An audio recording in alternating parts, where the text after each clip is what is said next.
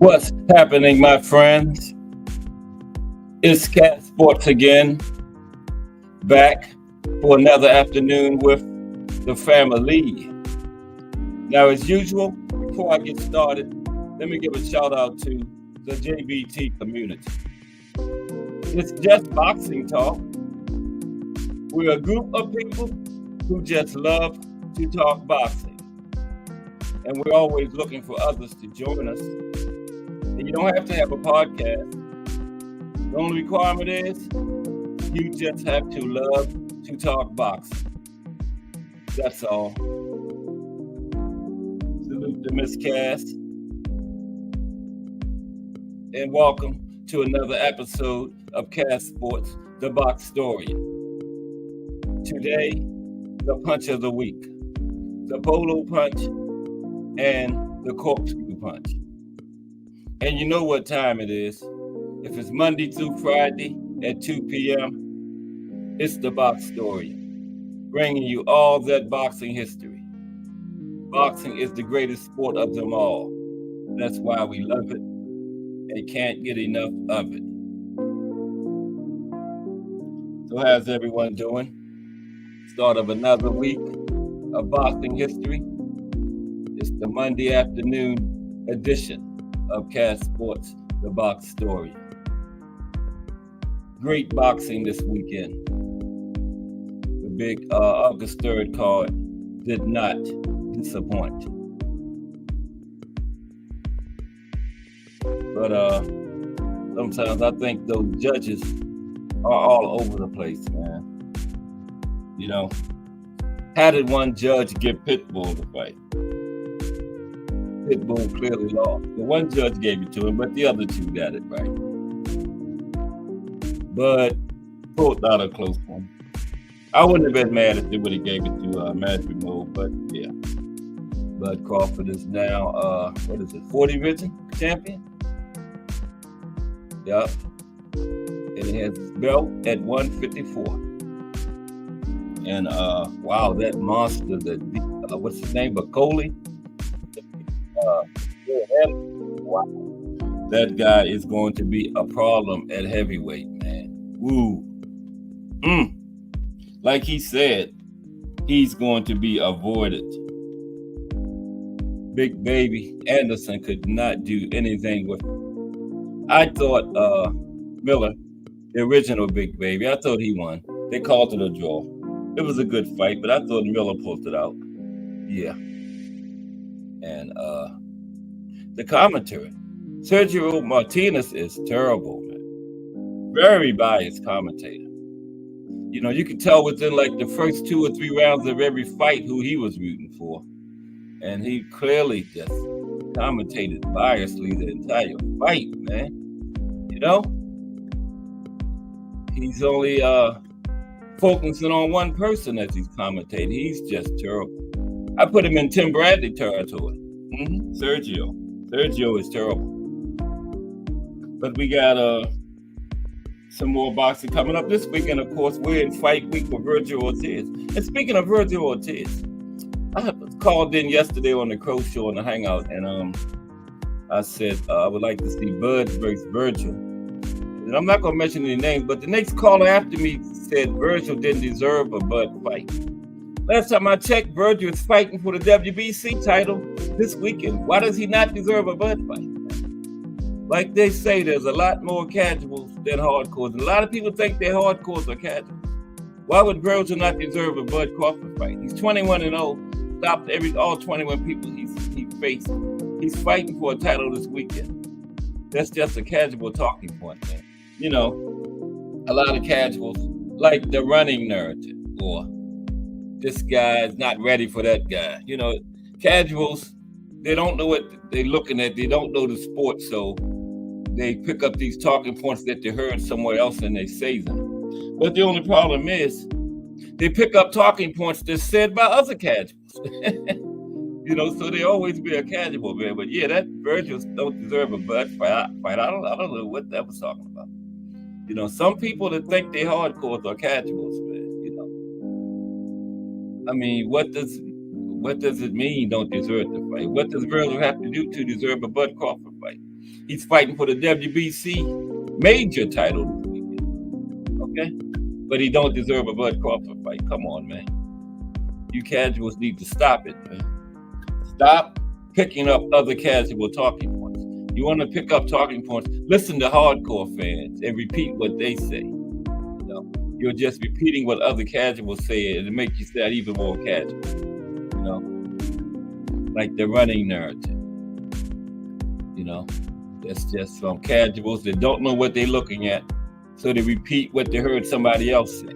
Okay, but the only problem is it's said by other casuals. So it's just crazy, man. But yeah, Virgil was back in there this weekend. Pretty good fight. He's going for the WBC title, like I said. Bolo Chuck. Is that how you pronounce the guy's name? It's in Las Vegas. Yeah. For the WBC, Bolo Chuck's WBC junior middleweight title. And there's another card this weekend too, from Albuquerque, New Mexico. Luis Alberto Lopez versus Angelo Leo for Lopez's IBF featherweight title. And then we got that killer back in there, the 17th, not this weekend, next weekend after this one. Abdullah Mason back in there. He's on the undercard of Christian Billy versus Sergey Derevyanchenko. Super middleweights, 10 rounds. So boxing is looking good. Yeah. Yeah, great fight. That the Riyadh season, the debut in the United States did not disappoint. And Turkey Ali Sheik, He wants the Virgil and Bud card, so Turkey got the money. So this guy that's saying Virgil doesn't deserve a Bud fight. Let me think. Who am I going to go with, him or Turkey Al-Sheikh? I think I'll go with Turkey Al-Sheikh. But yeah, man, these casuals need to stop. Man, Virgil has 21-0 stopped all 21 he's faced. What do you got to do to deserve a Bud fight? Plus, he's fighting for the WBC title this weekend. Just crazy. But like I said, a lot of people that think they are hardcore are casual fans, man. And the only problem with these narratives are they're picking up narratives that's said by other casuals. So, makes them even more casual. But today is the punch of the week, Monday. And we got two this week. We're going to talk about the Bolo punch and the Corkscrew punch. We're going to put them in the same show. Then let's look at what we got coming up on this week of boxing history from Cash Sports. We got tomorrow is going to be about women's boxing. We haven't done that in a while. We're going to talk about women's boxing, look at the rankings and some of the greatest women boxers of all time. Look at some former boxers. And then 10 of the top women's boxers from today. 10 of the top active women's boxers. I haven't got Wednesday together yet, but Thursday, the Boxing in the States series continues with Georgia this week. Sugar Ray Robinson was born in Alley, Georgia. Yeah. So, we're going to talk about some boxing history in Georgia on Thursday. Some other significant events that happened down in Savannah, Georgia. Used to be a big boxing town. We're going to cover that, yeah. And some other boxers from Georgia. Like I said, Sugar Ray Robinson was born in Alley, Georgia. During his boxing career, he's not known. Georgia's not... He lived in New York, Detroit, but he's from Alley, Georgia. Yeah. And then Friday, the profile this week is going to be the life and career of. Oh man, I forgot. But it'll come to. But there's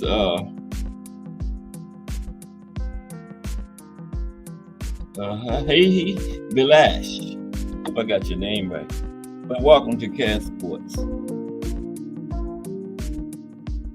Good to see you today. Talk some boxing history. Today Monday is the punch of the week. We're gonna talk about the Bolo punch and the Corkscrew punch. A little history of it. And exactly how you execute the punch. How to defend it. Pros and cons, and we got two punches this week. Normally we have one, but yeah, we combined both of them in this show. But salute to Hey Bilash. I know I'm not, but I butcher everybody's name. It's not Smith or Johnson or something. But salute. Welcome to Cash Sports.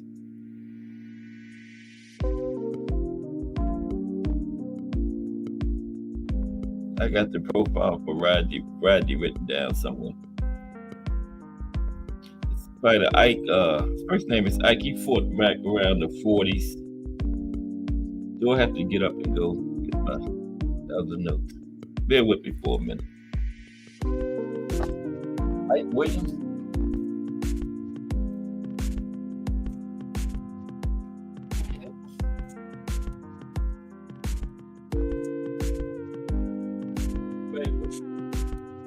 Right with me. There it is.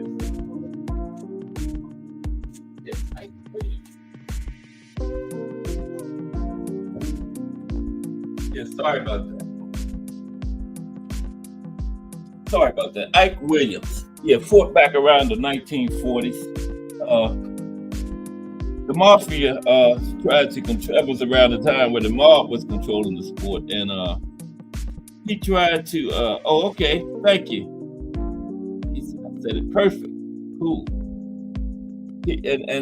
Ike was fought back around the time where the Mafia was controlling the sport, and he wouldn't give in to him, and so he missed out on a lot of title fights and things that he could have accomplished to his career because he wouldn't buckle down to the Mafia, And around that time, they controlled who got the title fights, who won them, and everything, man. So Ike fought in the lightweight division, and he had a nice rivalry going with Bojack and Bob Montgomery.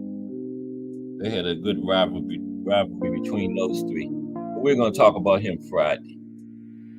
Hey, relax. Salute. Welcome to Cast Sports. We always start around 2:30, give a few more people time to get here. But getting ready to start another week of boxing history on Cast Sports, the Box Story. How did you like those fights this weekend? I think the judging, and it's not bad judging, it's cheating, it's corruption, man. No way Pitbull should have got a nod from any judge. A split decision, that was just crazy. That was just a unanimous decision by Rayo. And shout out to Robert Garcia, his trainer. They had the perfect game plan for beating Pitbull. And Rayo was in great condition. He was able to move and stick and move the entire fight, man. And excellent game plan for beating Pitbull, because Pitbull only has one game plan: come forward and swing for the fences, and that didn't work. So Pitbull has no plan B. And when you get a boxer like Rayo in there that can stick and move, conditioned to do it for 12 rounds, Pitbull is in trouble. And now he's blown his tank fight again. Mike Rim in the building. What's up, Mike? How are you today? We got two punches of the week today. We got the Bolo punch and the Corkscrew punch we're going to talk about today. But yeah, I was just touching on these fights this past weekend. Pitbull has blown the tank fight. That's all he talked about for the last year, ever since he fought him last time. And he had the chance when he fought the last guy, and he blew it. And now this time he gets beat.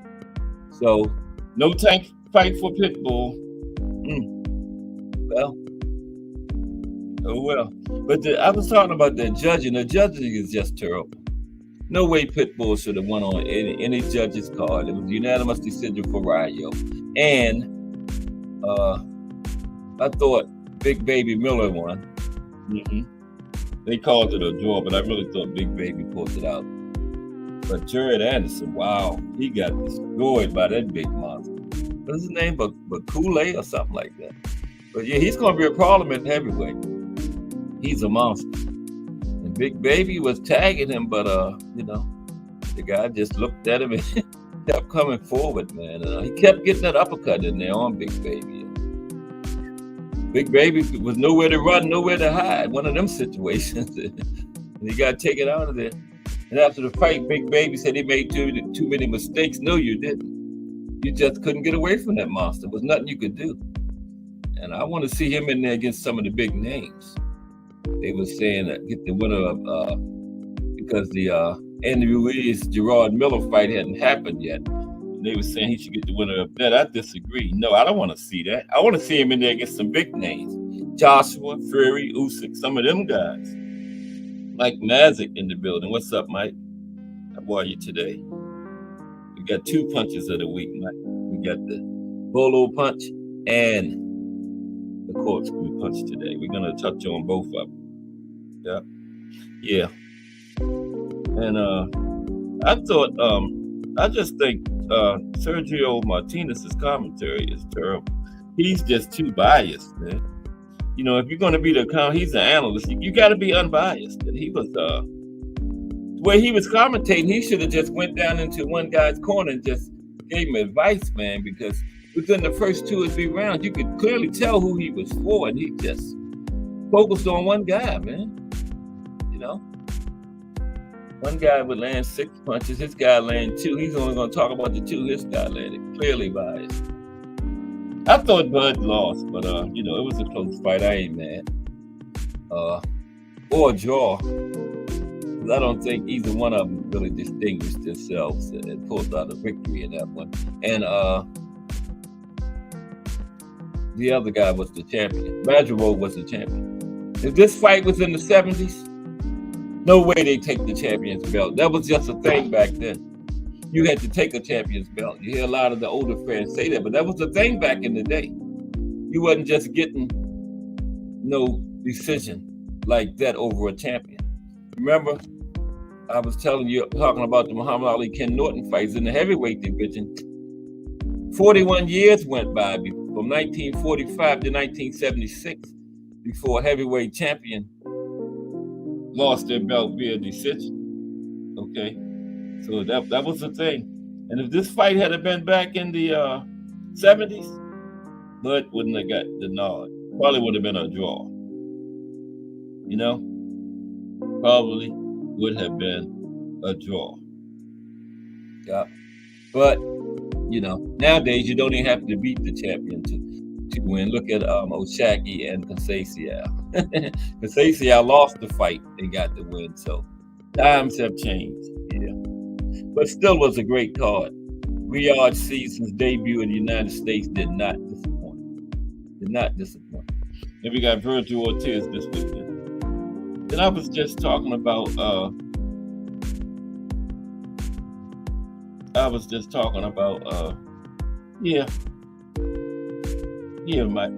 don't think not enough to get the window, Mike. You know, you should have. I would have called it a draw, you know, but I ain't mad, you know. But he better pick it up. I don't know. That was his first fight in a while, or like a year, right? Wasn't Earl's last fight? And if he's gonna fight Canelo, he better pick it up. Because he might suffer the same fate that Mel suffered. But he will get the bag. I think it's a bag grab anyway, you know. Money grab anyway, just like Mel was, you know. But I wouldn't mind seeing Bud and Virgil now, you know. They fighting right around the same time, a week apart. Like I was saying, the guy came on and Jay's called in saying that Virgil don't deserve the Crawford fight. Why not? He's getting a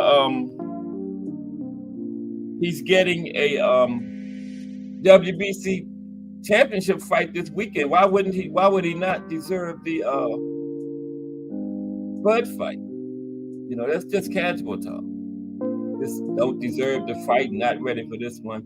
You know, casuals don't know a lot when they're talking about the sport, so they listen to what other people say and they repeat it, but they don't know they're repeating other casual talking points. So that makes them look even more casual. You know what I mean? So yeah, it's just terrible. But yeah, overall the Riyadh season debut in the U.S. didn't disappoint. Did not disappoint at all. Okay. It was a great card. Oh, Mike, appreciate you, Mike Mazik. Mike Mazik has dropped me a cash app. Wow. Appreciate that, Mike. All money goes to the betterment of the channel. But yeah, great card, man. Great card overall. Pitbull and Rayo did an excellent job. Trainers make a difference. You know, that game plan had Robin Garcia written all over it, man. And Rayo was the one that had to carry it out. He did a great job, man. He was in excellent condition. He was able to stick and move the entire 12 rounds. And Pitbull is dirty, man. Dirty. Kept hitting behind the head. You see him try to hit Rayo in the hip to slow him down, that one round, that low blow, hit him on the side, on the hip. That was to try to slow that movement down. Pitbull is dirty, man. You know, with an illegal blow. Okay, yeah. Yeah. Just like in his last fight, he won the last one, but he got frustrated and started fighting and dirty in that one, and he showed up with the same thing. Just a dirty fighter, man. Because Pitbull only has one game plan. Come forward, swing for the fences. And when that doesn't work, he gets frustrated and starts fighting dirty. But he got beat, you know. I always thought Pitbull was overrated anyway, you know. And if he would have fought T.O. or any of the other champions, he would have gotten beat, but he didn't make it, you know. Rayo took him out of it. I picked Pitbull to win it, though. I did pick Pitbull, but hey, that was some good crow. Thomas Hill in the building. What's up, Thomas Hill? That crow takes the good on that one. Mario did an excellent job. Robert Garcia, trained fighter. Robert Garcia is one of the top trainers in the sport, and they had the excellent game plan for beating Pitbull. You just got to be able to move, outpoint him, and that's what Mario did. And he did it for 12 rounds. Great job. Great job. Well, what y'all think? I still think Sergio Martinez' commentary is terrible, man. He's very biased, man. It was a tough one, wasn't it, T-Hill? Now, I'm just saying, back in the 70s, the champion keeps his belt. You had to take it. You wasn't getting no little split decisions over no champion back in them days. That was just the thing, man.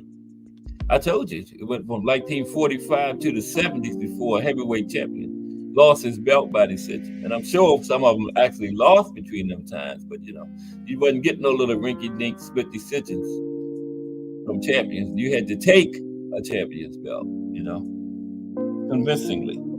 But nowadays, like I said, you don't even have to win. Look at Conceição and what's his name? Oshaki. Conceição lost the fight and still got his hand raised. But, again, great card. It didn't disappoint. That, what's his name? Bacoli, that heavyweight, he is going to be a problem, man. Heavyweight division. Wow. A real problem. But yeah, I was just betting on these casuals, man, and those talking points. The guy, when I came on the call yesterday to Jay on the Crow Show, I was saying I would like to see Virgil and Bud. Then the very next caller comes up saying Virgil don't deserve the Bud fight, but he's getting a WBC championship fight this weekend. But this casual says he don't deserve the Bud. And a lot of people that think they're hardcores are casuals, man. Because that, like they say, is a lot more casuals than they are hardcores. And some people prove it when they talk. And then the problem is these casuals using these talking points, but they talking points that other casuals made up. So yeah, it makes them sound even more casual. Yeah. But we're getting ready to see. We got two punches of the week this week: the Bolo punch and the Corkscrew punch. But yeah, that main event was a good fight, man. Yeah, they nobody took the initiative in it. It was just a good fight, man. Back and forth. Majimov did his thing. 10 fights going up against the pound for pound number one, and looked good against him, And yeah, hung in there. I ain't mad. It was a good fight. Could have went either way or a draw, but Bud got it.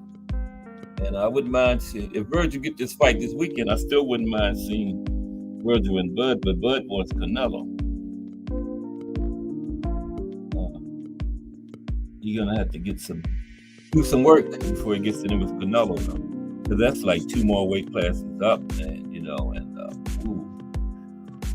I just don't know. But it's Bud Crawford, so you don't know. Ray Patterson in the building. What's up, RP? Straight out of New Jersey. The punch of the week. We got 2 of them. The Bolo punch and the Corkscrew punch. Appreciate you, Mike Mazza. Appreciate the cash out.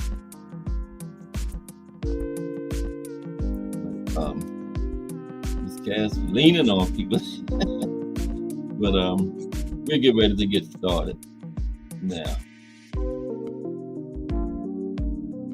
Yeah, that's the executive vice president and owner of Cash Sports, Miss Cash. I just work here. What's up, RP? How is everybody today? How was everybody's weekend? Hope everybody had a good one. Enjoyed the fight Saturday. Abdullah Mason is back in there. Not this weekend. He's on the 17th on the Christian and Billy and Sergey Derevyanchenko card. That's for Derevyanchenko's title. Middleweight. It was middleweight, right? No, super middleweight, right? Because wait a minute now. Yeah, that's super middleweight. No, that's not a title because Canelo has the titles up there. That's right. But the IBF just stripped him, and that's from Quebec City, Canada. That's the 17th. But we do have 2 cards this weekend. We got Virgil and Bohachuk. That's for Bohachuk's WBC junior middleweight title.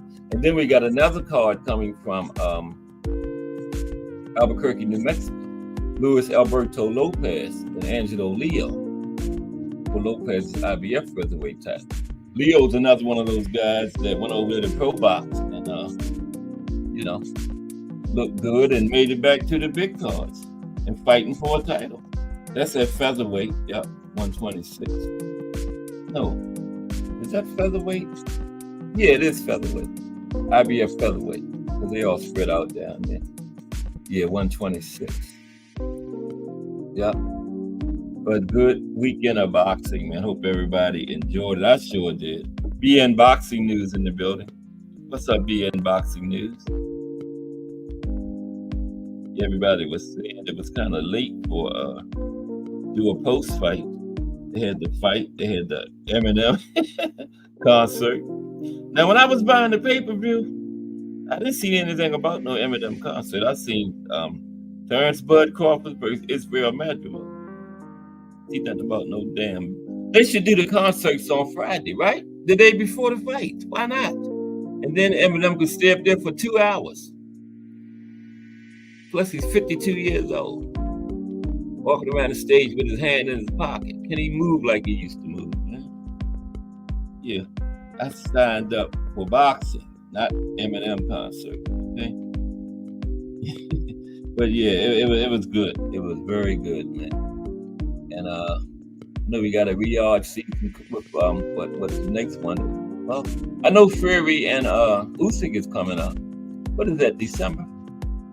I think Fury's gonna get that one. Then they're gonna have a trilogy. Yeah, you know how boxing is. Probably set up that way.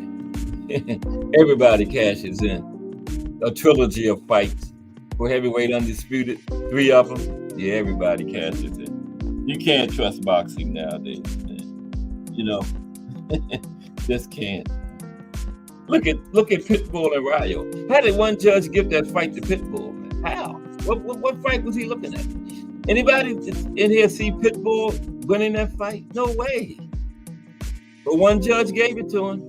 And when they said that, I think the first judge was Rayo, the second was Pitbull. I said, oh shit, here we go. But they got it, the third judge got it right and gave it to Rayo. But I was worried, man. I was worried for a minute there, man. You know what? We love it, but you know boxing. But they didn't do it. I was scared for Rayo for a minute there, man. I thought they was going to do it. When that second judge said Pitbull Crew, I said, oh, no, I know they're not. They can't, man. Because Rayo clearly won that fight. I had it like 118 to 110 or something. I think it was 2 judges. What was it? 116, 112 or something like that. One was 115, 113 for Pitbull. But yeah, they got it right. Al Booger in the building. What's up, Al Booger? Yeah. How the hell one judge give it to Pitbull, Al Booger? That was ridiculous. I thought they was going to get Rayo for a minute there. That would have been disgusting. That good game plan and the way he executed it, man. He moved around that ring for 12 rounds, man. Sticking and moving, man. Sticking and moving. And a couple of those punches stung Pitbull too, you know. Rayo got a little pop in there too. And of course, Pitbull got frustrated, started fighting dirty. You see him hit Rayo in the hip, try to slow that movement down that round. Clearly an obvious low blow. Dirty. But it didn't work, you know. Rayo didn't even take his whole time, you know. It looked like he did slow down slightly after that. The Pitbull hits hard, man. It hit him right like in the hip. And that will slow your movement down, but it didn't work. But he tried it. Pitbull is a dirty fighter. But he messed up his stimulus check. I guess we don't have to hear him talking about Gervonta Tank Davis anymore. You know, those are 3 of the words he speak in English. He said that for the entire year, ever since the last fight. But I guess he can stop saying it now because you ain't getting that pit bull. You blew it. I always thought pit bull was overrated. But let's get ready to talk about the Bolo punch. We got two punches of the week: the Bolo punch and the Corkscrew punch. But appreciate everybody. I know Al Booger had a good weekend. I was asking what everybody weekend. I know Al Booger had a real good one. He was at the fight.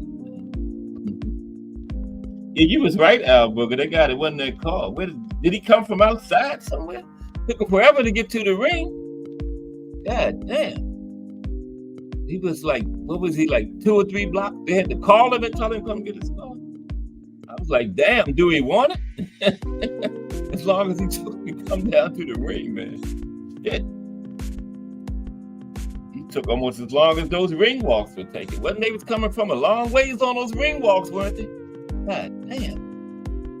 Where the hell are they walking from? Where's the dressing rooms? In another building? That was crazy, man. They came down this long hallway, and then once they got out of there, then they had to go another 5 minutes to the ring. Damn. But it was good, though. It was good. Turkey Sheik is doing his thing. Yeah, they was outside, but goddamn, they was way outside T-Hill. He was way back there, Al Booger. Way back. But he got himself a car. Mm-hmm. He didn't act all excited or nothing. Like, oh, well, I got a car. Probably already rich or something, I guess. I don't know. I could have used that car. Wouldn't have been something if they would have called Al Booger up there to win the car. And then that would have been crazy. Al Booger would have been back yet because he would have drove his car back. But today, the punch of the week, the Bolo punch and the Corkscrew punch, we got 2 of them. Okay. And salute to Mike Mazzick for that cash out, you know. Big time supporter Mike Mazzick. Okay. Let's get started.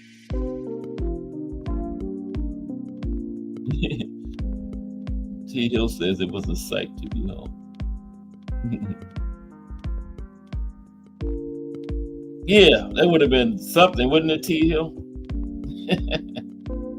Yeah, that would have been something. Would you have drove back, Al Booger? I told him to ship it to me. Yeah, that would have been something. Yes, it would have, T. Hill. We would still be talking about that. Al Booger won the car. Okay, let's go. We're gonna talk about the Bolo punch first. But yeah, boxing is in very good shape, man. We got Virgil coming up this weekend. I want to see Virgil and Bud. You know, I don't understand how the guy came up on the call behind me talking about Virgil don't deserve the Bud fight, but he's getting a WBC title fight this weekend. But he don't deserve the Bud fight. Don't these casuals. Like I'm saying, a lot of people think they're hardcores. They're casuals. Just listen to the way they talk. They need to come on over here and get some of this hardcore information we got over here.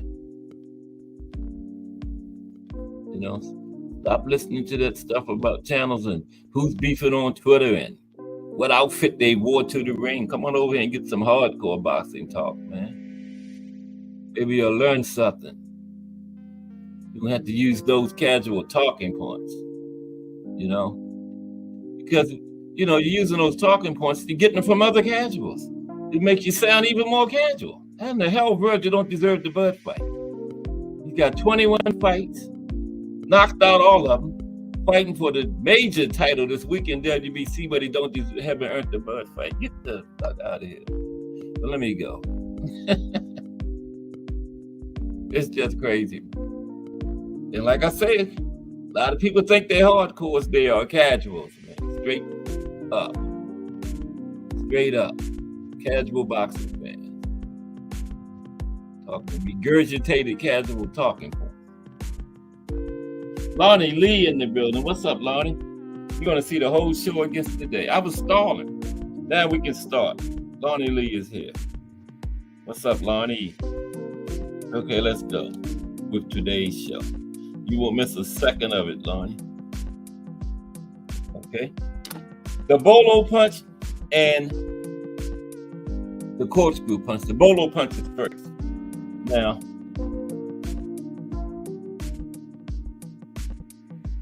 let me see something. Yeah, that's right. That's Severino Garcia. Okay. Not ready for you yet, Severino. Now, in the dynamic world of boxing, the bolo punch stands out as a unique and flamboyant technique, right? Now, it's often associated with the flair and showmanship of the sport of boxing. The bolo punch is more than just a crowd pleaser. It's a strategic and effective tool when executed properly.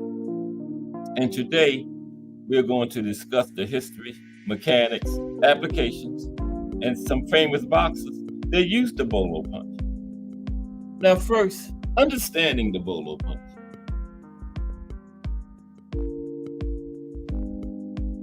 Understanding the bolo punch. Okay. Now, the bolo punch is a type of punch that mimics the motion of a bolo.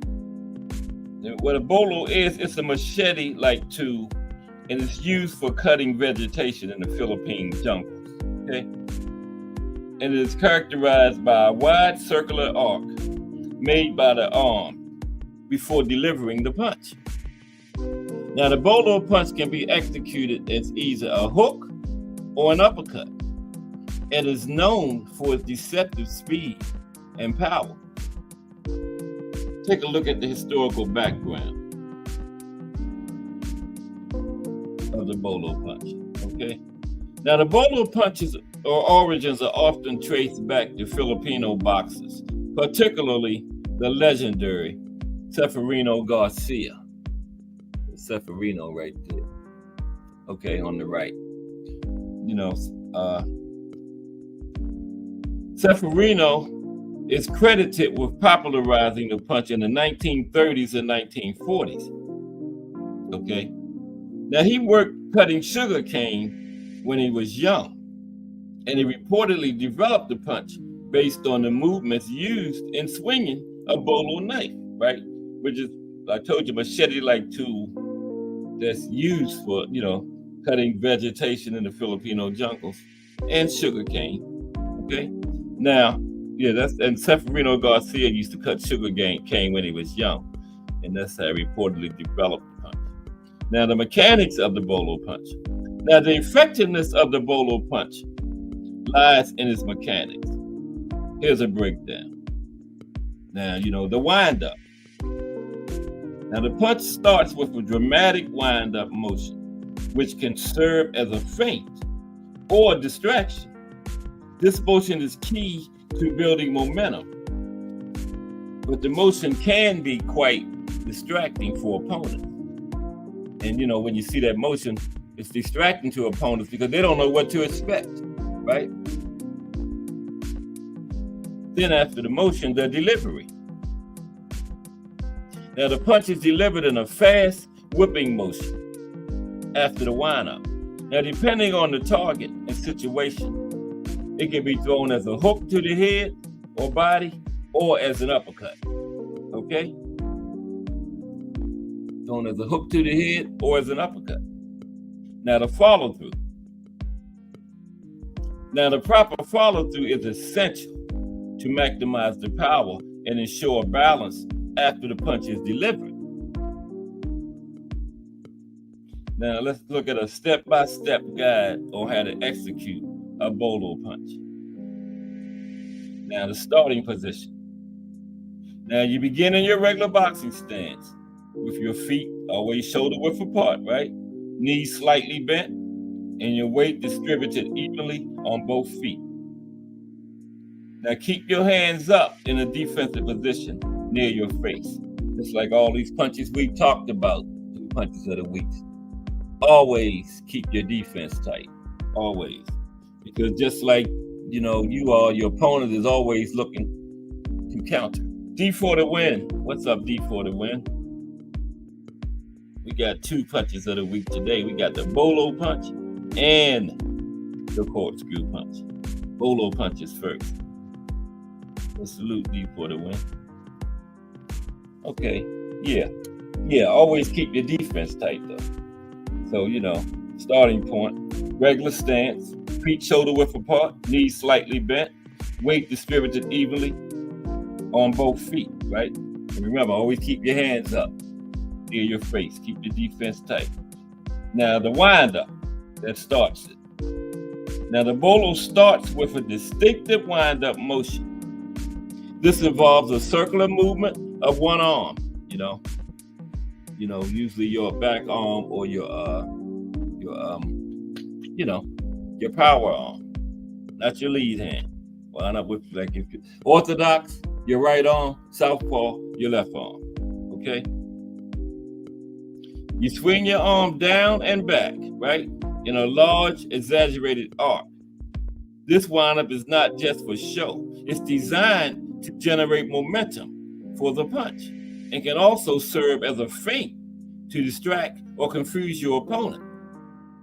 Now, executing the punch. Now, as your arm comes up from the windup, channel the momentum into a fast whipping motion towards your target. And the bolo punch can be executed as a hook or as an uppercut. Can't stress that enough, a hook or an uppercut, depending on the situation or your opponent's position, okay? Now for a hook, your arm should follow a horizontal path toward the opponent's head or body, and the arm should move in a vertical upward trajectory, targeting the chin or torso for an uppercut, okay?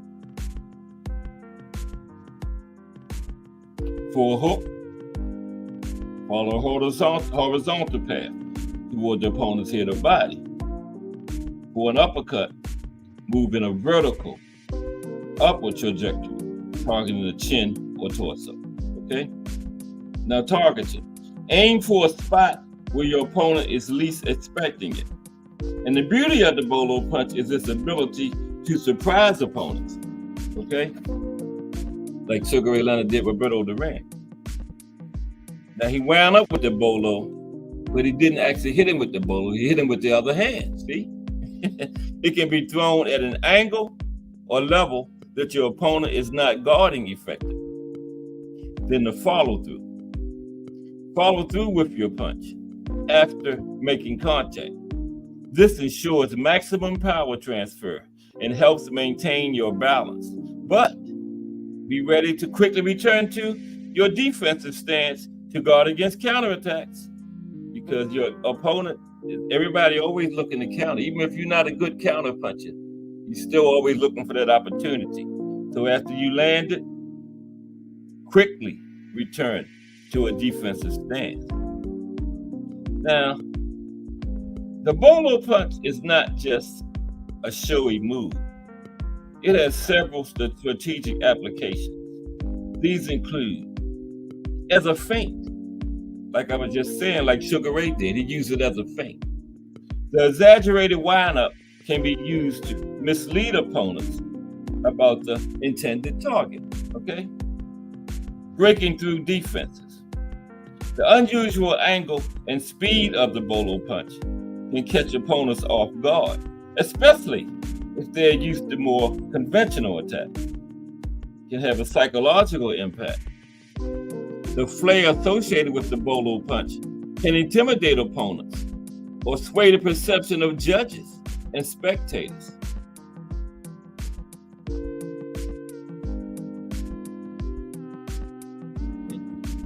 I was just making sure anybody didn't come in.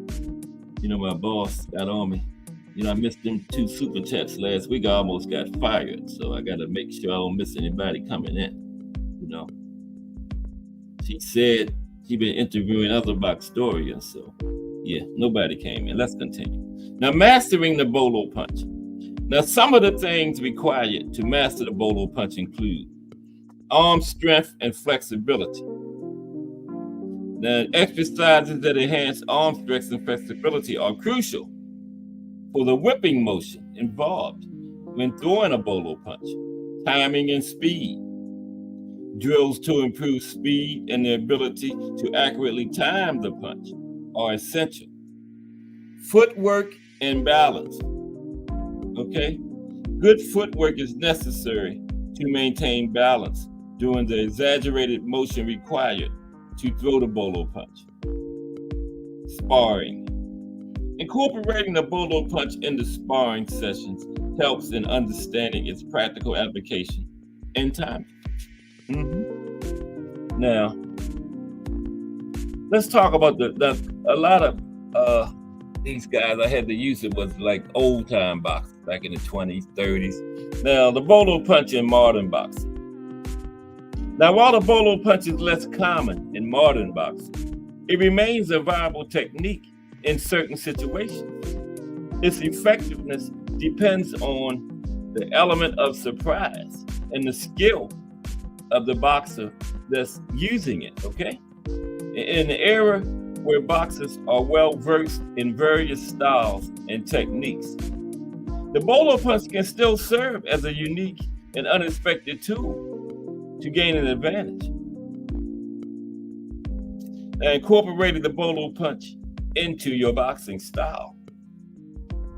Now, here are some tips that will help make the bolo punch more effective in the ring. Now, use it sparingly. Don't fall in love and go crazy with it, okay? Because it's a very unconventional punch, and you go crazy, get falling with it, you're surely going to get countered. So use it sparingly. The bolo punch is most effective when used sparingly and unexpectedly, and combine it with the conventional techniques. Mix the bolo punch with more traditional punches to keep opponents guessing, and always focus on the fundamentals. Ensure that your fundamental skills are solid before attempting advanced techniques like the bolo punch, okay? Yeah, you don't want no boxer out there in his second or third fight doing a bolo punch, right? A prospect just had 2 fights, and I wouldn't recommend that they mess with the bolo punch. Now let's look at some pros and cons of the bolo punch. Now, as is the case with all techniques, the bolo punch has its advantages and disadvantages. Now let's look at some of the pros, some of the advantages of it, okay? Now, its unconventional nature can surprise opponents, right? The technique can be used both offensively and as a feint, okay? It adds an element of showmanship that can boost the boxer's confidence and potential, right?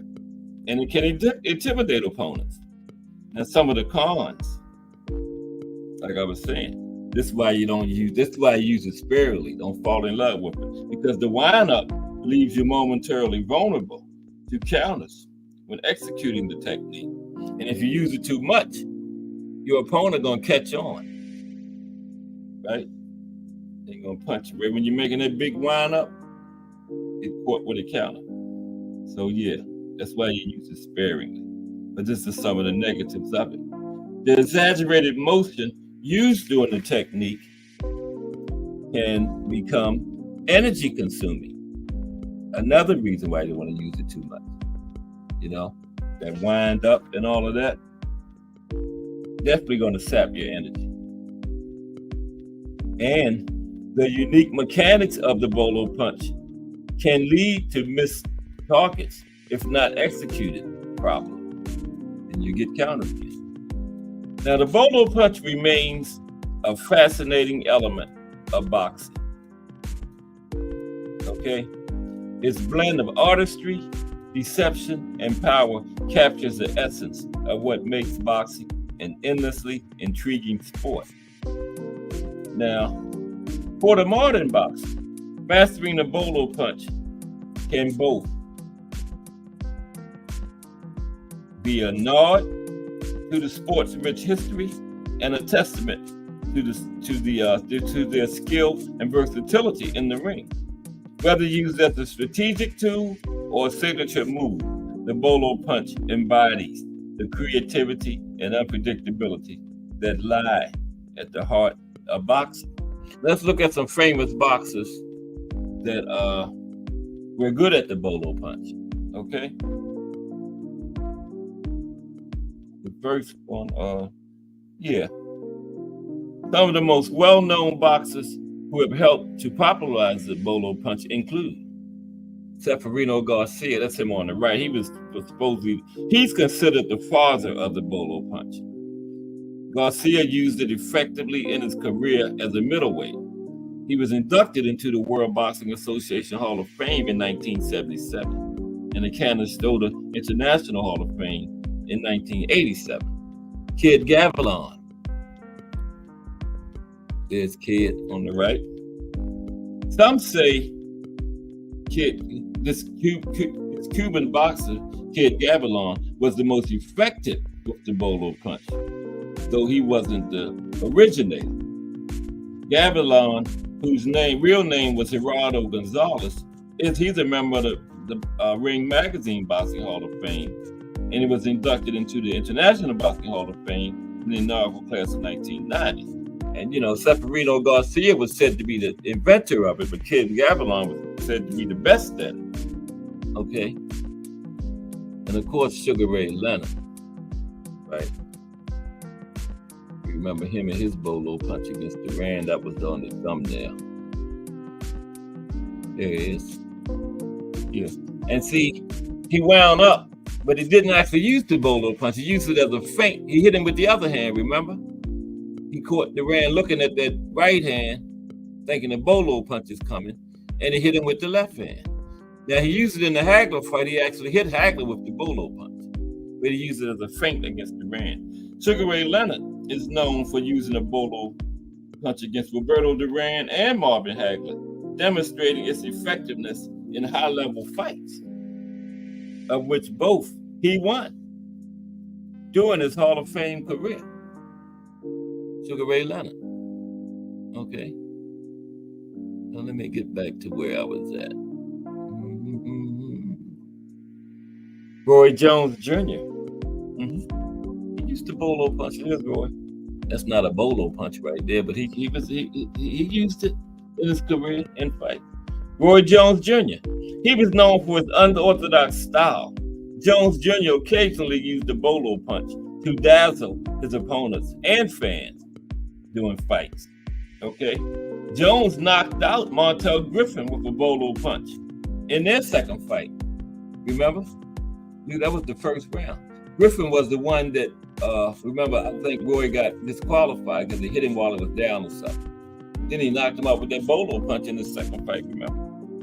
And Jones is widely thought of as an all-time great, and he's a member of the National Boxing Hall of Fame.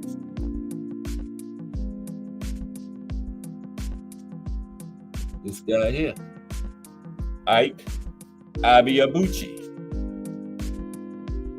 Abiabuchi knocked out Chris Bird with a left-handed Bolo punch in their 1999 heavyweight fight. And Abiabuchi was loaded with talent and potential, and he had a 20-0 record before legal trouble landed him in prison, and that effectively ended his boxing career. Yeah, he had all kind of promise, man. Fought back in the 90s, and I think he went to prison for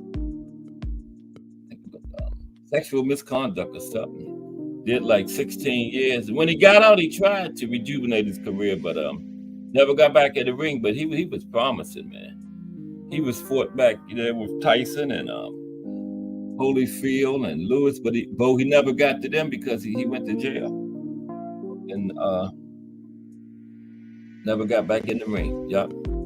Pedro Carrasco. Pedro on the right.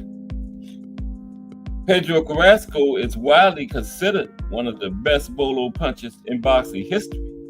He was a Spanish boxer, and during the 1970s, he was a media darling in Spain. Joe Calzaghe used the Bolo punch.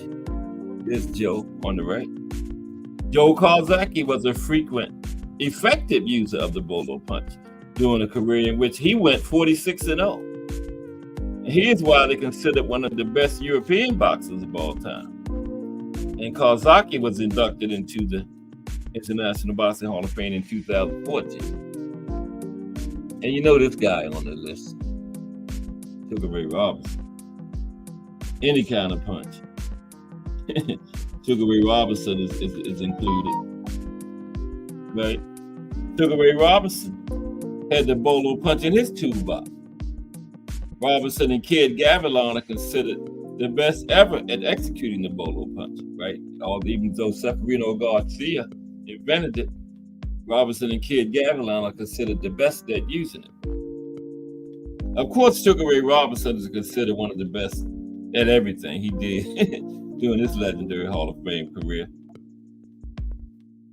And this other guy, I don't have a picture, his name is Mercurio Flores. Now, although Severino Garcia is considered to be the father of the Bolo punch, Filipino boxer Mercurio Flores was reported to have been using it in 1924, before Severino Garcia's career even began. So yeah, Severino Garcia, they made it popular, but this guy here, Mercurio Flores, was using it before reportedly using it before Severino Garcia's career even began. Okay? So yeah. Who is that?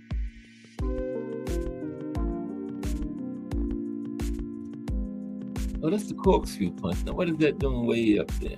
Yeah, that's the corkscrew punch. Let's talk about the corkscrew punch now.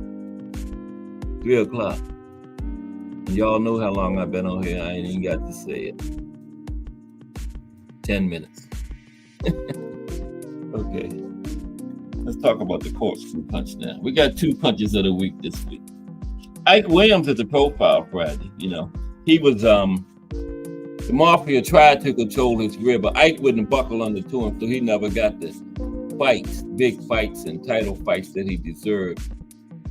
Because, you know, back around that time when he was fighting 40s, 50s, the Mafia controlled who got the title fights, and they controlled who won them. We're going to talk about Ike Friday more in depth to it, but his career didn't pan out like it should have. But you know, he refused to buckle under to the Mafia. Ike Williams Friday. Tomorrow we're going to talk about women's boxing. I don't know what I'm talking about Wednesday yet. Thursday is the boxing in the state series continues with Georgia. Sugar Ray Robinson was born in Georgia. He left at an early age now, but he was born there. His boxing career took place more. He was living in New York, Detroit, but he was born in Georgia. So, yeah.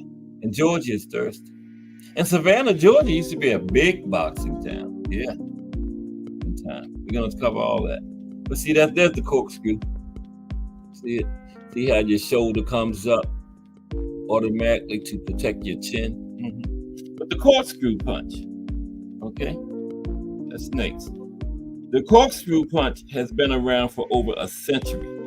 It was created by Charles Kid McCoy, one of the famous boxers in the early 20th century.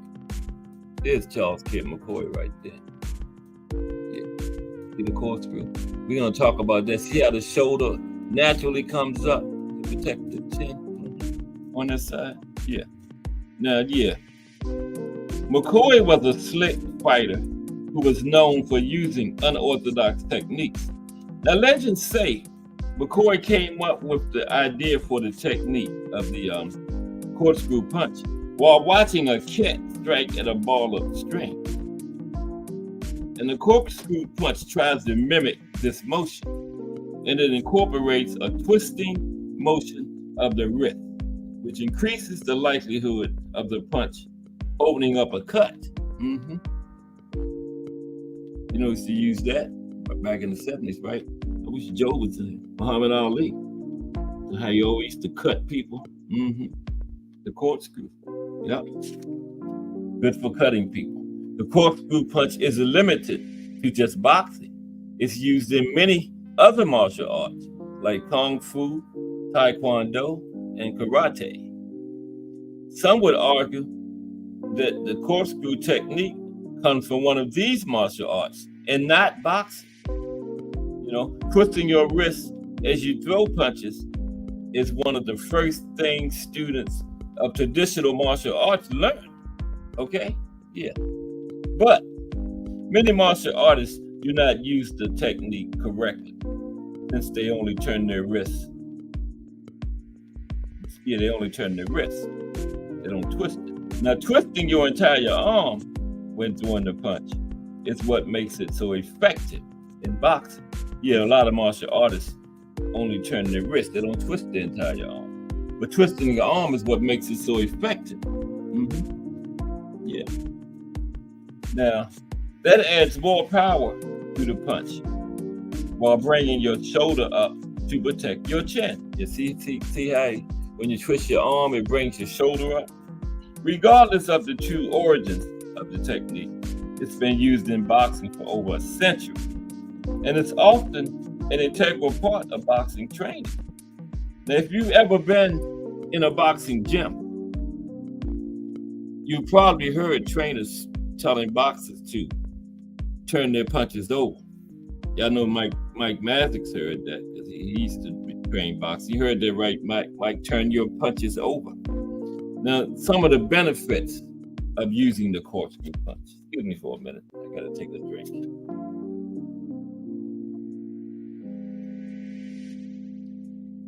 Yeah, I've been on here 10 minutes and it's 10 after 3. Wow, where did the time go? But some of the benefits of using the corkscrew punch. Okay? Now, the corkscrew punch might be losing popularity these days, but it remains an effective tool for those who put in the work and master it, right? Countless fighters have been knocked out via the corkscrew technique over the years. And some of the main benefits of corkscrewing punches include it protects your hands. A boxer's hands are their most important asset, and every punch they throw puts them at risk. Corkscrewing your arm engages your forearm more when you throw, providing extra stability to your wrist, right? The motion also lines up your knuckles with the target, ensuring that the first part of your fist that makes contact is the knuckles, right? And landing with your knuckles reduces the impact of your punches on the rest of your hand, right? Think about it. Now, martial arts like karate also use corkscrewing techniques for the exact same reason. Now, it protects your chin. It's like, see, corkscrewing a punch automatically raises your shoulder, protecting your chin from any counters your opponents throw at you. Now, see, y'all right now, corkscrew your arm right now and see how your shoulder raises to protect your chin. Even if you're sitting down, just corkscrew your arm and see how your shoulder automatically raises. Just twist your arm in, throw your punch, push your arm in. See how your shoulder raises automatically to protect your chin. Even if you're sitting down, you do it. Push your arm in as you throw. Your shoulder comes right up to protect your chin. Okay. Anybody do it? Yeah, I did it with my left hand. Push your arm in as you throw, corkscrewing it. Shoulder comes right up to protect that chin over there. And also it improves your defensive posture. Corkscrewing a punch requires you to lean at an angle, making it harder for your opponent to counter your punch, right?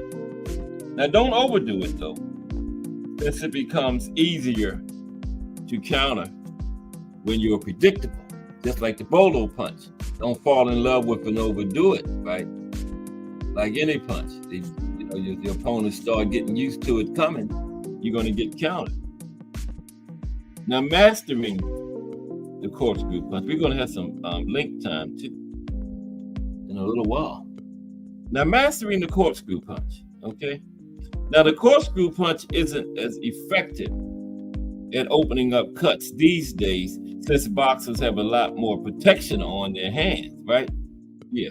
But it still lands with more than enough devastating power to put fighters away. Now, the corkscrew punch technique isn't limited to any single type of punch. You can corkscrew a hook, a cross, or overhand punch, especially the overhand. Yeah, especially the overhand, like we talked about the other day. The overhand right, yeah. You can can definitely corkscrew that. Now, the corkscrew technique isn't as popular these days since it can be a complex technique to master. In these newfound boxers, they don't want to put in the work. But it can still be a powerful weapon when it's thrown correctly. Now, agile fighters tend to have the most considerable advantage when it comes to executing this technique. And now that we've gone over the fundamentals of the corkscrew punch, let's take a look at some of the ways you can use it in the ring. Corkscrew and straight punches. Okay? Straight punches. Now, the corkscrew technique is easier with straight punches than any other type of punch, right?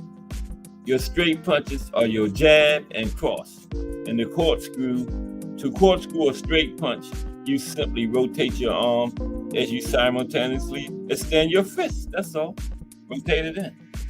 And the shoulder rises and everything. Your palm should be facing down when the punch makes contact. You do it properly. Palm should be facing downward when it makes contact with your opponent's face or body. Corkscrewing hooks to the head. When you're corkscrewing a hook, rotate your arm while throwing the punch to corkscrew a hook or an overhand. To increase the power of your punch, make sure your elbow is at the same level as your hand when throwing a hook and slightly higher if throwing an overhand, right? Throwing a hook or when you're throwing the hook, make sure your elbow is level with your hand. But throwing the overhand, your elbow should be slightly higher. If you're throwing the overhand, you're going like looping up and coming down. So your elbow is going to be a little bit higher than your hand, right? Corkscrewing and uppercut. Okay? Now, using the corkscrew technique with uppercuts is typically the most challenging for most boxers to master.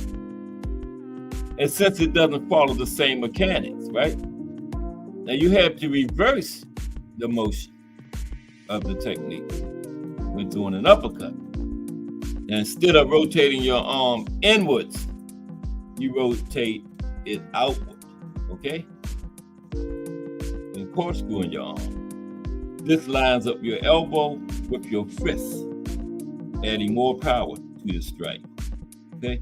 It's a savvy way to land powerful uppercuts, up close and tight. So the uppercut, you're gonna rotate outward. Get it? And your palm, when you land, your palm is not facing down, it's facing towards you. Okay? Uppercut, rotate outwards. Your palm should be facing back towards your body when you land to that chin. Right?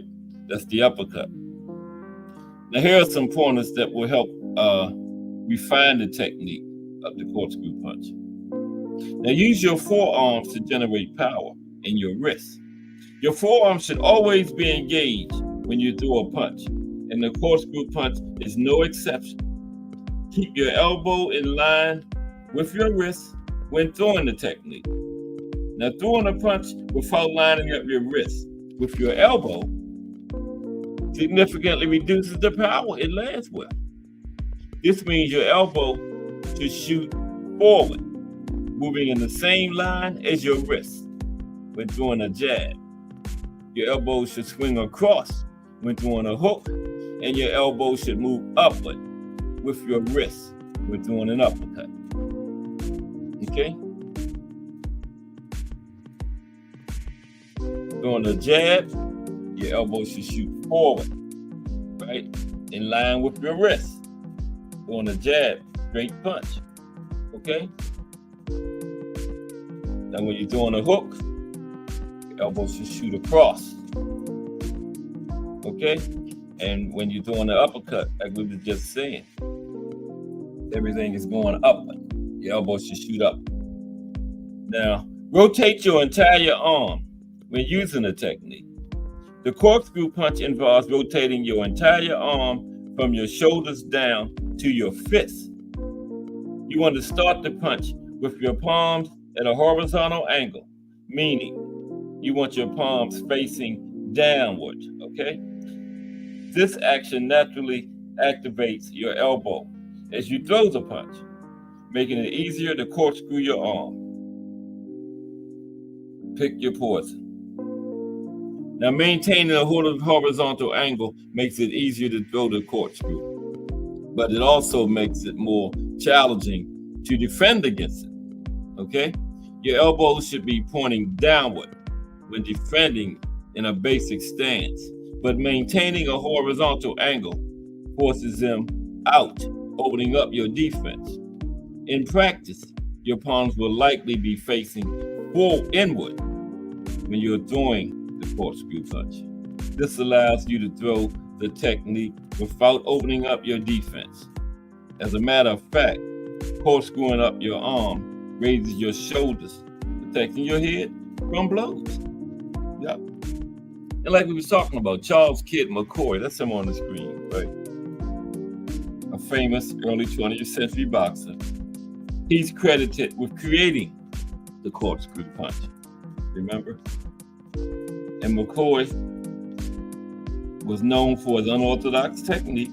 And legend says, like I was saying, he came up with the idea for the corkscrew punch after watching a cat attacking a raw upstream, right? And the punch mimics the motion of twisting a wrist, which can increase the likelihood of opening a cut. Okay? Now, I'm gonna drop the link about 3:30. So I want to talk about lead hand control a little bit since we're talking about punching and everything. I'm gonna drop the link in 10 minutes. Lead hand control, right?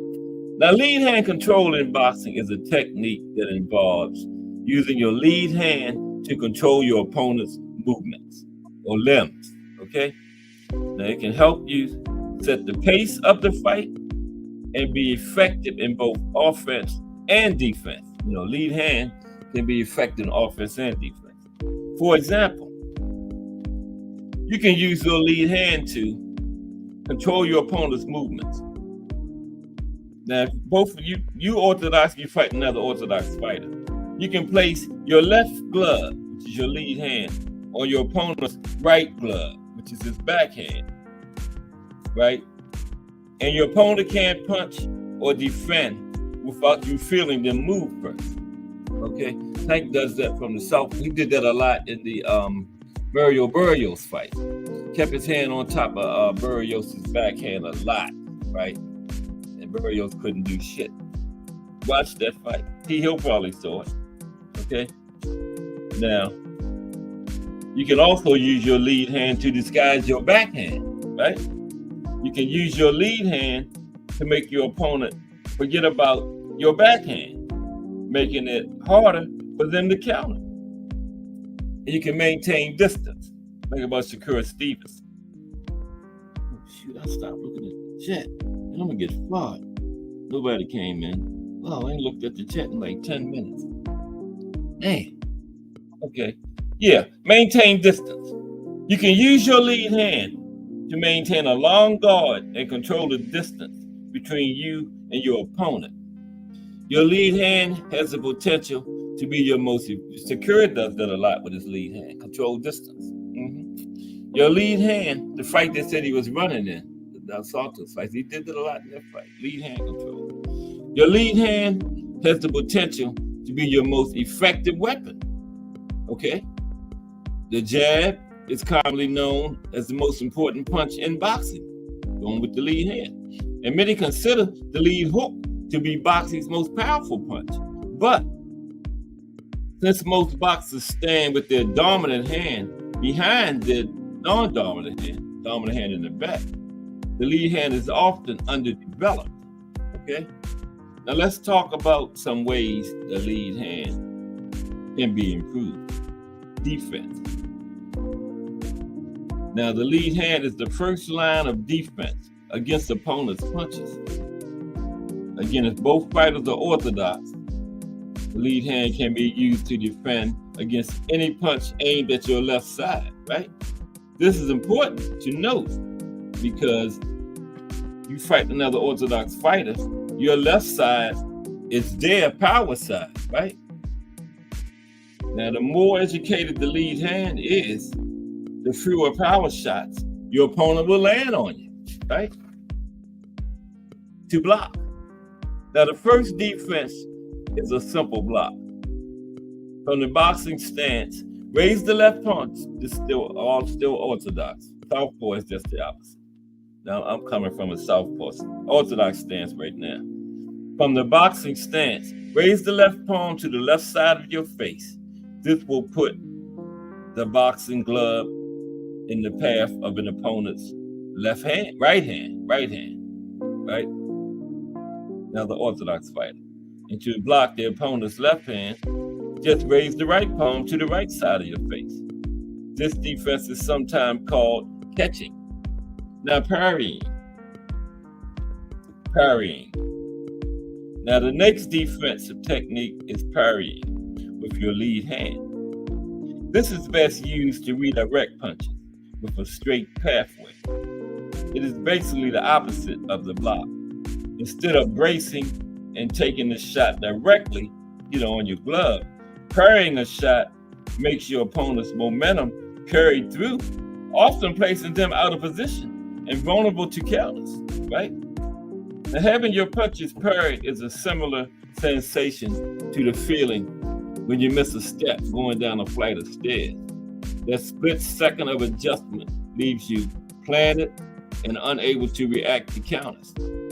Now, many slick boxers with fast hands like Sugar Ray Leonard, Floyd Mayweather Jr. relied heavily on parries to set up their boxing game. Okay? Now, I'm going to put the link in there now. 323. I hope everybody enjoyed that. We get a little bit. Monday I done ran out of punches of the week. Now I don't know what punch is going to be next week. We did all of them. We did the hook, the counter punch, the combination, the uppercut, the jab, the Bolo punch, the corkscrew. What else is it? The flurry. I don't know. That would be like a combination, wouldn't it? We'll come up with something. But I'm going to drop the link in there. Everybody can come up and chop it up. We got a lot of time today, 3:25. 35 minutes until 4 o'clock. Let me see. But yeah, what y'all think about Sergio Martinez's commentary? I think he's terrible, man. I put him in Tim Bradley territory. That guy, within the first 2 or 3 rounds, you know who he pulling for. He should just going on down there and get in the guy's corner and give him advice, man. You're supposed to be saying what both fighters can do, what both fighters adjustments they can make or whatever. He's focused on one person the entire fight, what they should do, what they're not doing, how they can beat, how they can counter and all. Just one fighter. Sergio is terrible, man. God damn. Just terrible. Very biased commentator. Yeah, I put him in Tim Bradley territory. ESPN should hire. Very biased. Is this a Pro Box week? I'm not sure. We're going to talk about women's boxing tomorrow. We're going to talk about the women's current rankings, and then we're going to talk about some of the top former women's boxers of all time, like Layla Ali, the coal miner's daughter, Christy Martin, Ann Wolf.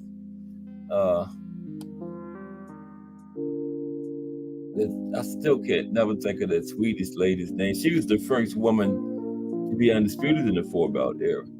Goat was the first to do it two belt, but this lady was the first one. She's from Sweden. And then we're going to talk about some of the top active female fighters.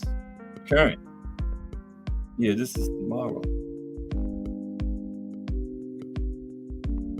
On Tuesday. And then I don't even know what I'm gonna do Wednesday yet. Remo and Thomas Hill gave me a whole bunch of stuff to for the Wednesday show, but I lost it. I don't know where it's at. I wrote it down. I got so many books over there, man, in my closet. This is my 214th show that I've done. Okay, I started like what? About September last year. Yeah, this is my 214th show. And I got all of them in books over there and stuff. And I wrote down all them good ideas they gave me, and I don't know where they at. I mean, if they could give it to me again, I would be the happiest man alive. Because I ran out of ideas for Wednesday shows out the chat. Yeah, I lost all of them, T.L. and Remo. Remo ain't in here today. I don't know where he at.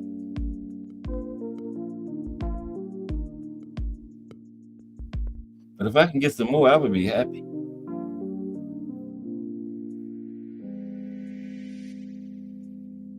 For Wednesday. Mike Magic gave me a couple fire profiles to do on Wednesdays. Sure did. Jimmy the Cat Dupree and Earl the Pearl. Damn, I forgot Earl the Pearl's last name, Mike. Earl the Pearl from Philly, though. Yeah. Two fire fighters.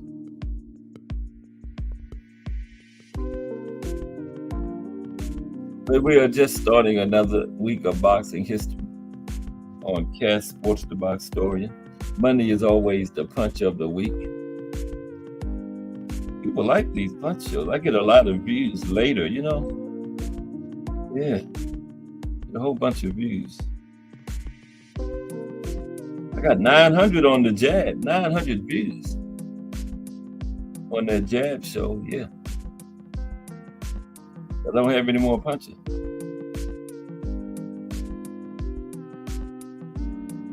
Who would y'all like to see Bud fight next? Canelo? I would like to see Virgil Ortiz. After that Majimov fight.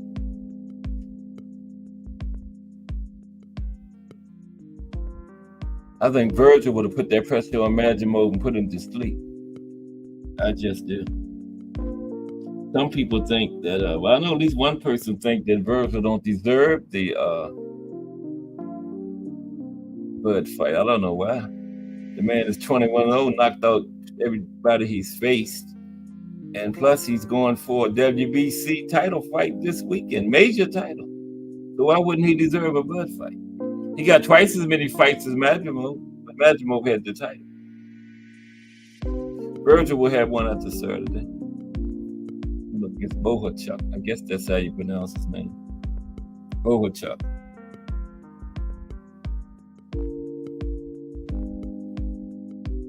Yeah, there we go. One up against Bohachuk.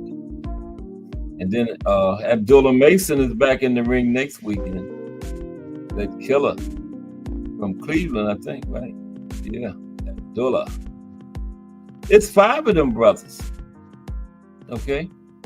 He got 3 brothers that's actually fighting and one that's getting he may have already, but I know he had one that was getting ready to start his career. Yeah.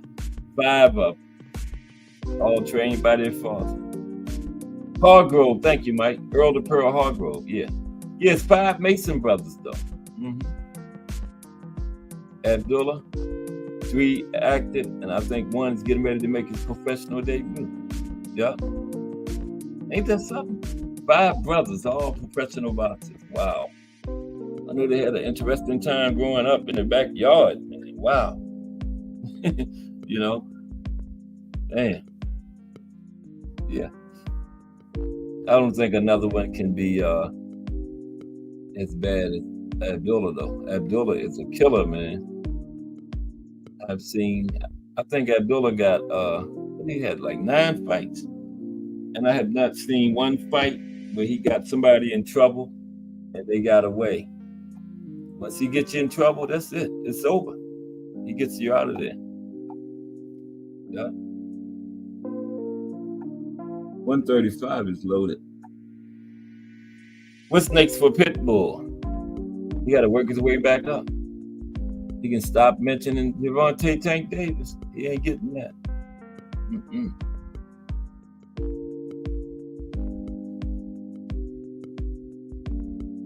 Think Ryo will get it? Nah.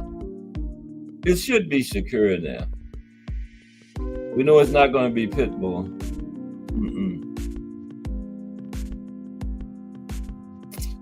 Football training camps are open. Another month, it'll be football season. My Ravens been in camp for 12 days. Let Odell Beckham go. They didn't use him right last year, man. They used the rookie more than they did Odell. And a lot of people up here was complaining about he didn't show up, but they didn't use the man right. Target him 3 and 4 times a game. Oh, man, you got a superstar like Odell Beckham. You're supposed to get him the ball. That man catches anything near him. Somebody picked him up, though. But he had a big hit on the salary cap, so they really couldn't pay him, you know. You can't pay everybody. And then Lamar, that big salary Lamar Jackson got. You know, when you're the quarterback and you get that big salary like that, you make it hard for the team to get weapons to put around you. You know what I mean? Yeah. So, I don't know. You get your money, but hey, there goes the Super Bowl. They had their best shot last year for the Super Bowl. They fell short. Kansas City put them out. That was the best Ravens team I've seen since the team when Joe Flacco took them in 2012. Last year was the best Ravens team since then, and this year they lost one of their linebackers on defense. Their defense is not going to be as good, so yeah, they blew. Yeah, Patrick Queen gone.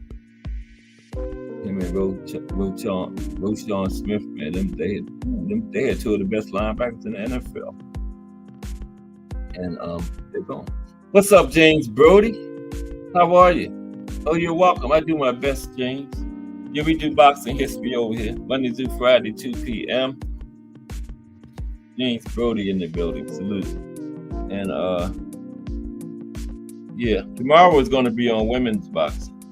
Haven't did that in a while. We're going to look at the women's rankings, current rankings. Then we're going to look at some of the former greats in women's boxing. Then we're going to look at like a top 10 pound for pound nowadays. Yeah, I think I will do a pound for pound tonight. Current women fighters. Yeah. That's what we're going to do tomorrow. And me and Old School got Muhammad Ali coming up soon, maybe next Monday. Yeah, it's going to be soon. We're going to do a thing on Muhammad Ali. Me and William Old School of Ranch. Him and D1 got their podcast going on strong. I'm glad you enjoyed it, James. Yeah. I enjoy history. I love history and I love boxing, so I just put them together, you know. Boxing history. Yeah. My favorite time was back in the 20s, 30s, around that time. But, you know, I try to come up around this area too. That's why when I do my profiles on Friday, I'll do 2 old ones from back in the old days, then I'll do 2 from like 90s, 2000s. Like I got Ike Williams Friday. Yeah, Ike, like I was saying, the mafia tried to control his career, but Ike wouldn't give in to him, so he didn't get, they kind of held his career up, you know, because the mafia back then, man, they controlled who got the championship fights, they controlled who won them, so if you didn't buckle into their demands, you just, you know. Sugar Ray didn't, though, and they didn't bother Sugar Ray. They delayed him getting his title shot a little bit, but Sugar Ray, yeah. Just had that charisma and had that presence where even the mafia didn't bother him, man. No. But Ike wasn't in Sugar Ray's category, and he really didn't have a career. And well, we're going to talk about him Friday, yeah. And then boxing in Georgia Thursday. Georgia got a good boxing history. I did not know that. Savannah, Georgia used to be a big boxing place, man. We're going to talk about it Thursday, yeah. Savannah, deep boxing history. Then they got this thing called the Augusta Boxing Club. Yeah. Georgia is one of the better ones, man. I was surprised. I was reading about it this weekend. Yeah. So yeah, we're gonna be boxing in the States on Thursdays. We're going through the whole United States, boxing in each state. We're up to Georgia. Georgia is a pretty good one. Plus, Sugar Ray Robinson was born in Georgia. And he didn't stay there long. Most of his boxing career, he was living in New York and Detroit. But he was born in Georgia. So we're going to talk about him Thursday. And then when we get to Detroit, New York, we might talk about him again. That's Sugar Ray. Oh, shoot. Oh, Detroit is a city. Detroit ain't no state. Yeah, that's Michigan. When we get to Michigan and New York, we might talk about Sugar Ray again. I was getting ready to say, I miss Detroit. That's a D, but that's not a state. I was going to say, I missed one. Yeah. Yeah. But that's what we do over here, James. Boxing history.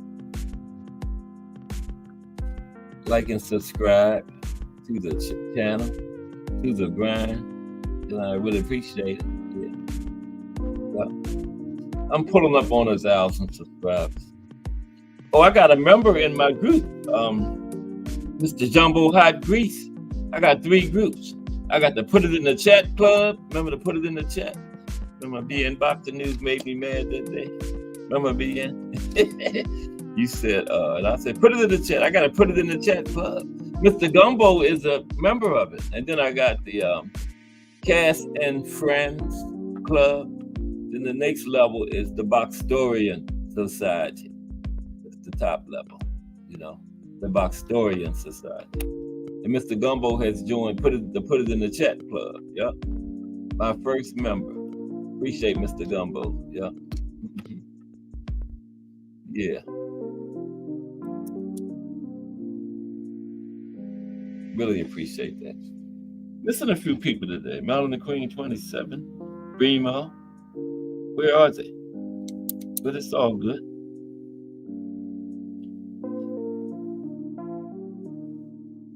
Is this the Pro Box week? I'm not sure about that. And I think somebody said they moved Pro Box to Friday. I can't find it anymore. I like their Pro Box. Plus their announcers, man, they are on point. They ain't like Tim Bradley and Sergio Martinez. Sergio was terrible this weekend. Just Do Boxing in the building. What's up, Just Do? Yeah, Sergio was terrible this weekend, man. Sergio is just biased. He let you know who he rooting for. Within like the first 2 or 3 rounds, you know who Sergio is for. We should have just went on down there and got in the corner of some of those guys, man. Like the guy that was fighting Bud Madrimo. I was wondering, Sergio one of his trainers or something? The way he was commentating. God damn. And with another one, that Sergio, he was just terrible. I put him in Tim Bradley territory, man. Yeah. It was so bad, one of the other guys should have said something to him. Now, I thought Chris Mannix and Sean Porter was pretty good. Pretty unbiased, calling it down the middle with Sergio, man. Wow. He was bad. He was bad. I don't call nobody trash, so I just say terrible. Yeah, Ann Wolf is definitely going to be on there, James. Ann Wolf is definitely, I mentioned her in the opening. Yeah, Ann Wolf is for sure. Ann Wolf, later Ali, the coal miner's daughter, Christy Martin. Cecilia Brackus, that's the lady from Sweden. I can't never remember her name. Cecilia was the first woman to be undisputed, 4-belt undisputed. Undisputed in the 4-belt era. Not the GOAT. The GOAT was the first woman to be 2-time, 2-division for undisputed in the 4-belt era. But Cecilia Brackus was the first woman to win all 4 belts. And then Jessica McCaskill took them from her. But Cecilia had them for a long time, man, like 8 years or something. She got them way back there, like way back, 2010 or something. Joe is not here today. It's Wednesday, Al Booger. Okay, I thought it was that week. What you think? You didn't hear the commentary though, Al Booger. You was in the house watching. It's Sergio Mora. That's him. He's terrible. I was thinking about the fight of Sergio Martinez. Yeah, Mora. He's terrible, Al Booger. God damn. Man, I was wondering, thinking that, he was giving some of the guys more advice than the trainers was in the corners. He's supposed to be commentating, an analyst. He's supposed to be analyzing both fighters, not one. I seen that one guy do like 6 punches, missed all of them. Sergio told me, "You're a 6-punch flurry." Didn't land their punch. Yeah. He's in Tim Bradley territory. But yeah, James, Ann Wolf is definitely on there. You can't forget Ann. Ann only lost 1 fight in her career. I don't know who it was to. I always wanted to see her and Layla Ali, but we never got it. I think Layla was a little scared of Ann. Ann was a pretty good trainer too. Remember, James? Yeah, Ann was a pretty good trainer too. Yeah. That's a good one, Alba. Yeah. Gabe Rosado. Yeah. Let me write that down. I just got Wednesday's show from Al Booker. Yep. I just got Wednesday's show. Okay. Wednesday is contenders with great resumes never became champions. That's this Wednesday. Thank you, Al Booker. I didn't have a show for Wednesday. I got one now. Brought to you by, this Wednesday show will be brought to you by Al Booker. Okay. Great contenders. They had great resumes, but they never got the belt. Yeah. Yeah, Gabe Rosado is perfect. Emmanuel Augustus, yeah. Floyd actually said Emmanuel Augustus was his toughest fight. He sure did. He said Emmanuel Augustus was his toughest fight. Yeah. Yeah, Gabe Rosado is perfect too. Yeah. Damn, I always thought Gabe was so good. I thought Gabe had a title. Gabe never had a title. Wow.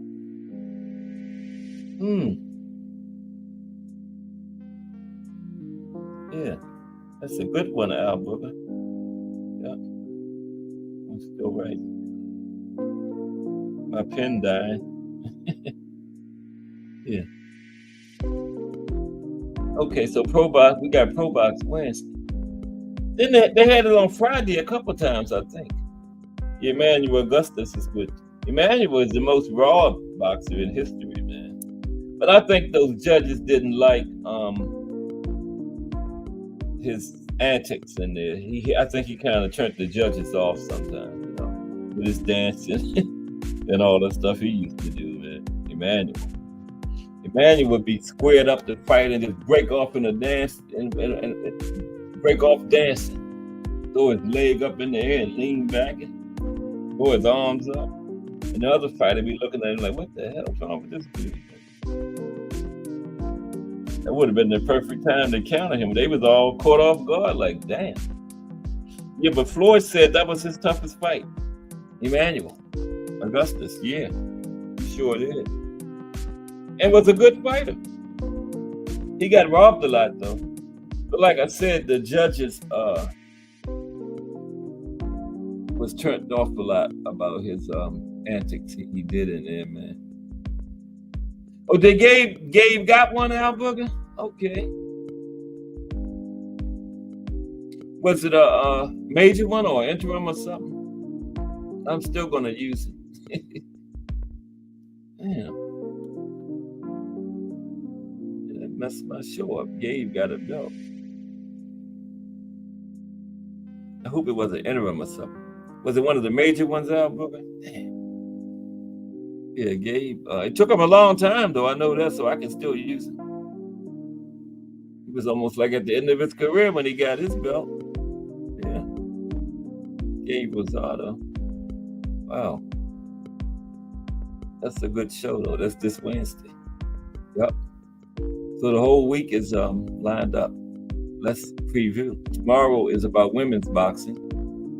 We're going to talk about some former greats like Ann Wolf, like James said. Cecilia Brackers, Christy Martin, Layla Ali, Jackie Frazier lied, Archie Moore's daughter. I gotta look up her name because was it Reby Moore, something like that. She was of all these great heavyweights like Ali, Frazier. Did Foreman have a daughter that fought? But all of them that had those great daughters that fought. All those great champions that had daughters that fought. Archie Moore was first. His daughter was the first one to be a professional fighter. Yeah, I think Gabe do too, Al Booker. Yeah, I think Gabe still falls in there. Yeah, he gonna fall in there Wednesday. He's still gonna be in there. Yeah, but yeah, tomorrow is about women's boxing, and then I'm gonna do a pound for pound. Do the rankings now. Look at the women's rankings, and do a top 10 of active women's fighters. Give us something to debate about, and then Wednesday is going to be great contenders that had great resumes, never won a belt, or got one real late in their career. Gabe still fits in there. That's Wednesday, brought to you by Al Booker. And then Thursday, the Boxing in the State Series continues with Georgia. Georgia got a good history in boxing, too. You know, it just don't jump out at you like no boxing state. But if you look into research and look into it, yeah. Georgia got a deep boxing history, man. Yeah, it sure does. Savannah, Georgia. They got this organization called Augusta Boxing Club. And then Friday is the life and career of Ike Williams. Like I told you, he was the Mafia always tried. He fought around that era when the Mafia was running things, and they always tried to control his career, but he wouldn't buckle down to them, so he didn't have the career he should have, because they kind of held him back, you know. But he had a great series of fights with Bo Jack and Bob Montgomery. Not Bo Mack, Bo Jack. Bo, this was around the 40s, early 50s, somewhere around in there. Bo Jack and Bob Montgomery.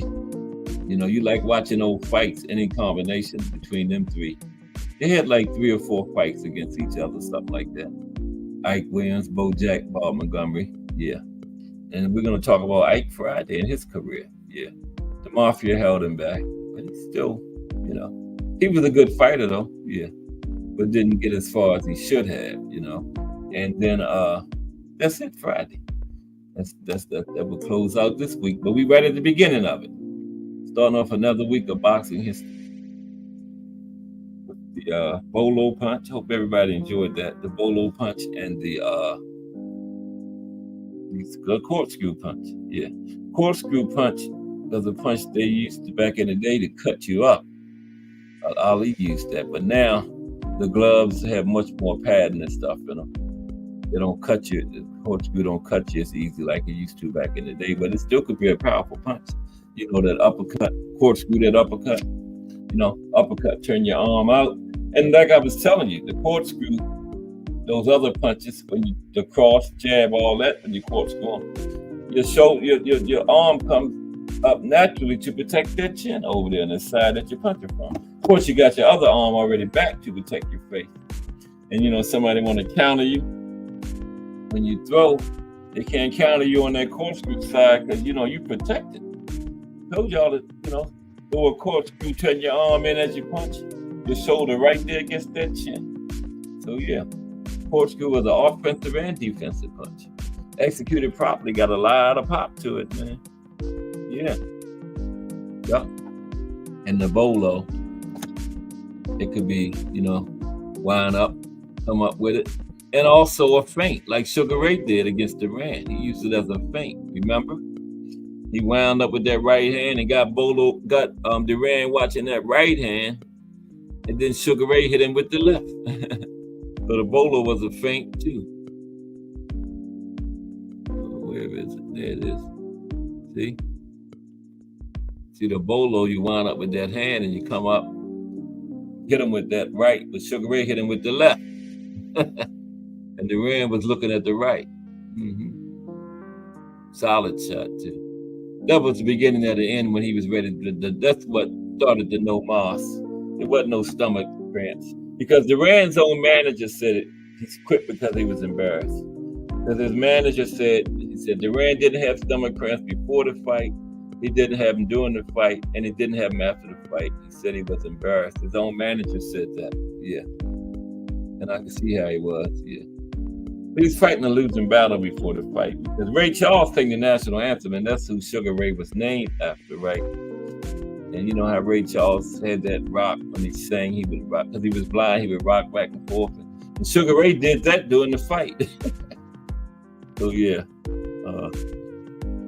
Duran said no, Mom. But Duran came back and had a great career after that, man. Became champion again. Yeah. And that was before either one of them was Four Kings. Around that time. You know. And then him and Hearn, Duran, Leonard, Hagler, and Hearns formed the Four Kings. And Benitez fought all of them except Hagler. He fought Duran, Leonard, and Hearns. Beat Duran, lost to Leonard and Hearns. So, but there's only Four Kings in the deck, so Benitez was left out.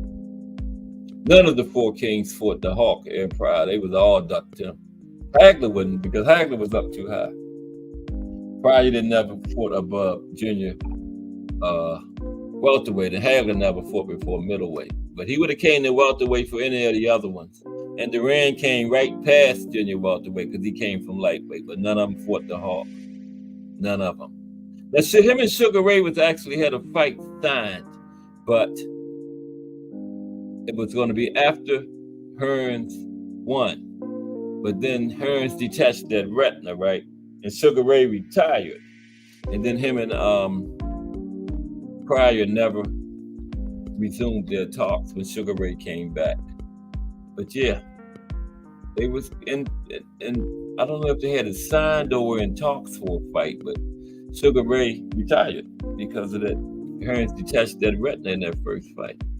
Sugar Ray looked like a baseball sticking out. But he won. He won. Angelo Dundee told him, "You're blowing it, kid." And Sugar Ray came out of that corner like a whirlwind, man, and put Hearns through the ropes. But that was in the 13th round. And then in between rounds, Hearns never recovered, right? And Sugar Ray came back out there in the 14th the same way and finished it. Yeah. Hearns always had a thing about his chin, you know. It always was a book out on him about his chin being suspect, but I don't know. Hagler taxed it. But him and that Hagler fight, man, Hagler would have taxed anybody's chin the way they went in it. 3-round fight of the year, right? 3 rounds.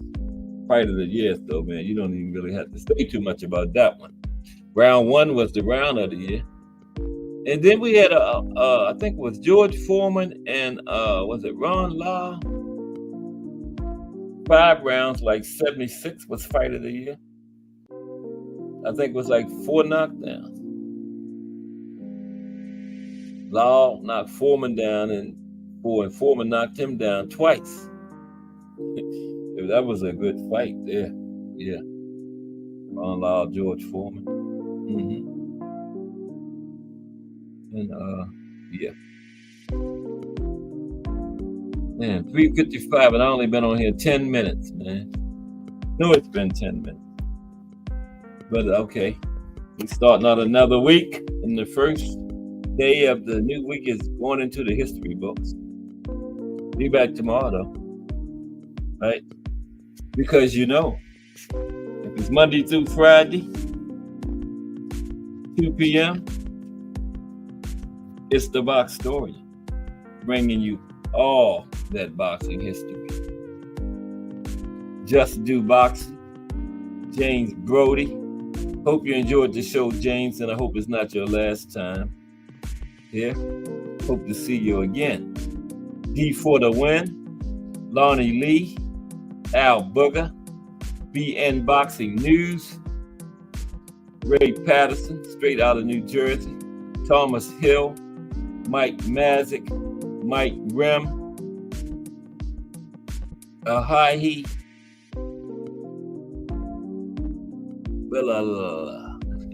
man, I'm sorry. Ahahi, I'm going to put his name in the chat since I can't pronounce it. because I got some letters that I wrote right over top of it. Bill Lash. Hi, he Bill Lash. He said I said it right one time. And Miss Cass. Okay? Appreciate everybody. Tomorrow is women's boxing. Okay? And James, we will talk about Ann Wolf. Because you can't talk about women's boxing history and not talk about Ann Wolf. And she was also a very good trainer. Remember? Yeah. Ann Wolf. Excellent trainer. Tomorrow. Everybody have a great day. Cass Sports.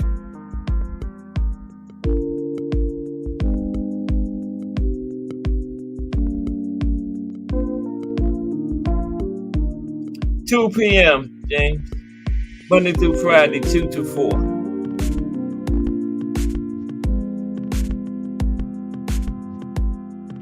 Everybody have a great day. Oh, just do boxing straight ahead. Everybody have a great day.